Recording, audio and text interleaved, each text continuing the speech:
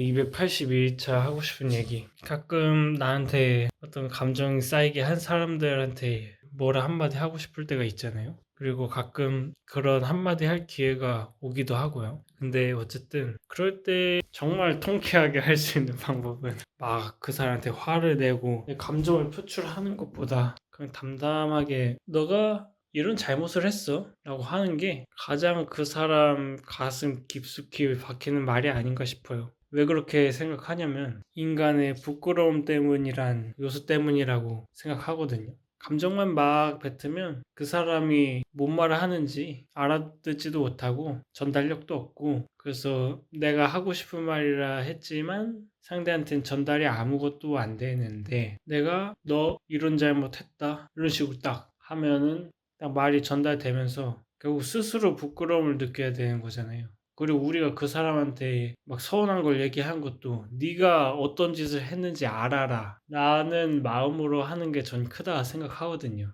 그러려면 감정 쏟은 말이 아니라 그냥 정리해서 당신이 이랬고 그래서 내 마음이 이랬다 하면은 결국 상대도 자신의 마음을 돌아보면서 부끄러움을 느끼겠죠. 그리고 저는 그게 그 사람한테 뭐라 하고 싶은 마음, 그 목적을 해서 하면서도 현명하게 대처하는 방법이라 생각하고요. 물론 그렇게 딱 말한다고 다 막 부끄러움을 느끼지는 않을 수 있죠. 뭐 저도 그랬던 것 같아요.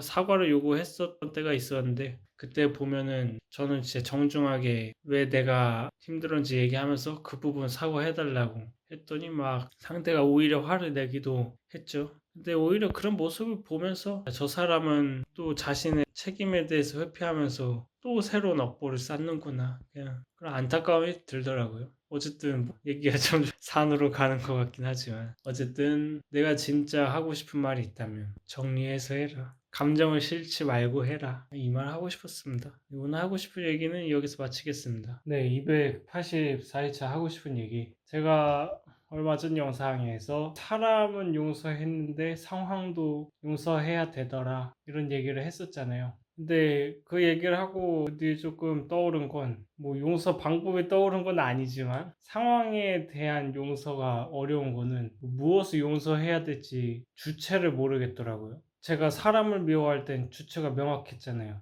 나를 힘들게 한 저 나쁜 사람들, 그 사람들을 용서하면 된다 이런 생각이 있었는데, 상황은 사람이 만든 거긴 하지만 전 이미 사람을 용서했으니까 그냥 그 자체를 용서해야 되잖아요. 뭘 용서해야 되죠, 정말? 이래서 용서가 어려운 거구나. 그래서 이거 진짜 어떻게 해야 되나 싶더라고요. 지금도 사실 잘 모르겠는데 그래도 든 생각이 있다면 제가 사람에 대한 용서를 할 수 있었던 건 그냥 그 사람을 받아들였다는 것. 정확히 말하자면 그 사람의 고통을 이해하면서 그것 또한 받아들임의 과정이었다고 생각하고, 저는 그래서 상황도 그냥 받아들여야 한다. 제가 용서가 안 됐었을 때 왜 안 됐었나를 돌아보면은 내가 용서할 명분이 필요했던 것, 그러니까 이유가 필요했죠. 저 사람들이 사과하면 난 용서해 줄 거다. 그 명분과 이유를 항상 들었는데 그 조건이 이루어질 리가 없었고, 그래서 그 마음을 내려놓으면서 그 사람들이 용서가 됐단 말이죠.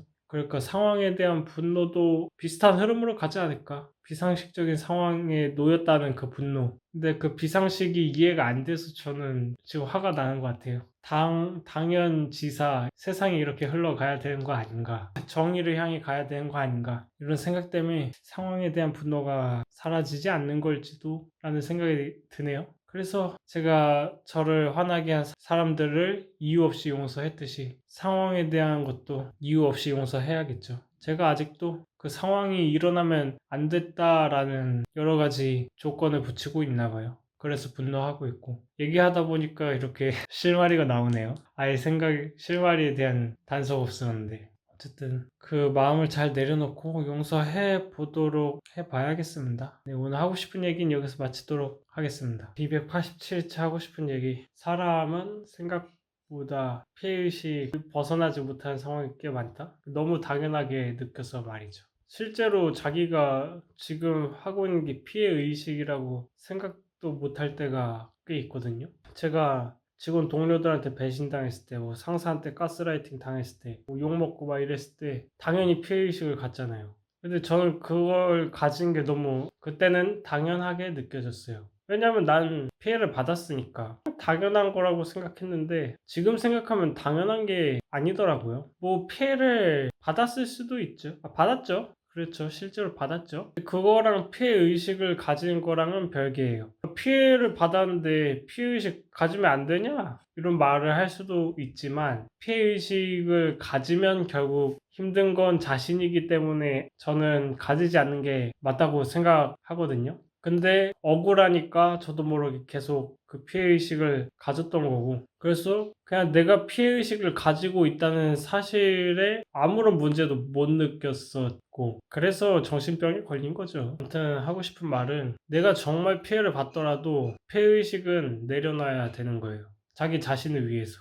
그래서 저도 그렇게 실제 피해를 봤지만 결국에 내가 피해자라는 사실을 내려놓음으로써 정신병을 나을 수 있었잖아요. 그래서 정말 피해를 받든 그게 아니든 내가 만약에 그 의식을 갖고 있다면 내려놓고 내 그러한 의식이 정당하고 상식적이라고 생각이 들더라도 무조건 내려놔야 된다. 쉽지 않을 거라 생각합니다. 저도 아직 갖고 있을지도요? 그 상황 자체로만 봤을 땐 제가 피해자로 존재했기에 아직 저도 내려놓지 못하고 있지만 그것 때문에 스스로가 괴로우니까 계속 내려놓으려 노력하는 것 같습니다.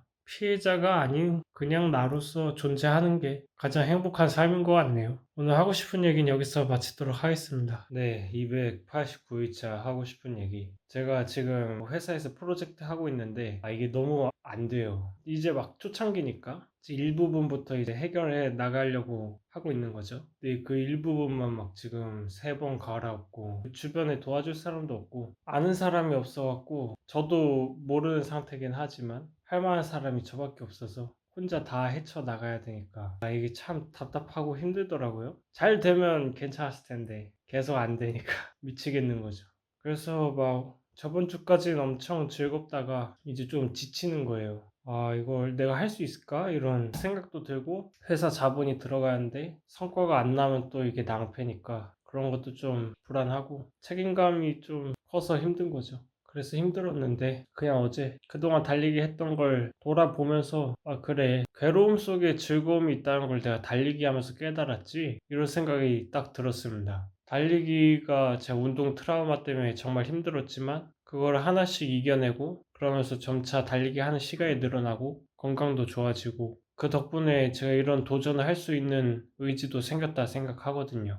그러니까 괴로움으로부터 제 새로운 동력과 새로운 즐거움들이 막 피어났었던 거죠. 돌아보면. 그래갖고 그냥 지금 좀 힘들지만 이 또한 즐거움 아니겠는가 이런 생각이 들면서 그래도 조금은 괜찮아지지 않았나? 잘 모르겠어요. 앞으로도 힘들겠죠, 사실? 근데 다 잘 될 거라 믿습니다. 오늘 꿈도 그런 꿈 꿨거든요. 뭔가 착실히 노력하면 내가 바라는 거를 얻는 상황에 놓인 꿈을 꿨어요. 그래서 제가 계속 노력해서 모아야 되는 것들을 모으는 그런 꿈을 꿨는데 지금 상황을 잘 대변해주고 있지 않나 생각하고요. 그래서 괴롭지만 그 안에 즐거움을 보면서 계속 나아가 보도록 하겠습니다. 오늘 하고 싶은 얘기 여기서 마치도록 하겠습니다. 291일차 하고 싶은 얘기. 뜬금없지만 천재들과 일반인의 차이는 뭐 머리가 비상한 것도 있겠죠. 확실히 있습니다. 야, 어떻게 저 나이에 저런 생각을 하지? 이런 것도 있지만 가장 큰 차이가 아마 자기 생각을 생각으로만 내버려 두지 않고 직접 행동해서 실현하는 게 가장 큰 차이가 아닌가 생각이 갑자기 드네요.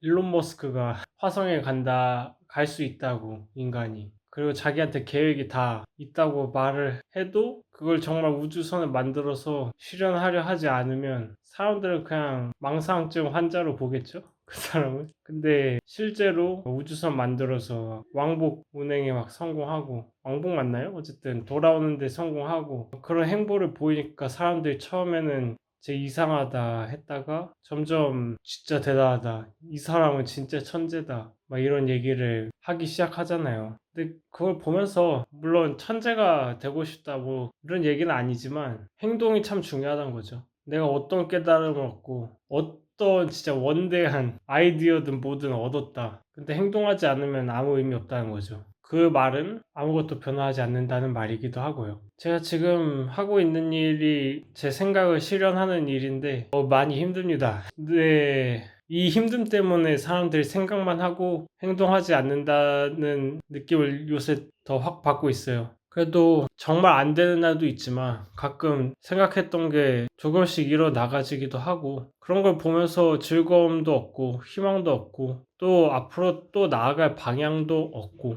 그러면서 발전해 나가는 제 모습이 힘들지만 너무 한편으론 좋기도 한 것 같아요. 그 힘듦 때문에 요새 머리가 좀 복잡하긴 하지만 그래도 한편으로 보면 제가 뭔가를 열심히 몰두할 수 있고 그 과정에서 또 새로운 즐거움을 얻을 수 있는 계기가 된 것 같아서 감사한 마음이 드네요. 그래서 힘듦보단 그 안에 감사함을 보면서 조금 더 즐거움을 상기시키려 해봐야겠습니다. 네, 오늘 하고 싶은 얘기 여기서 마치도록 하겠습니다.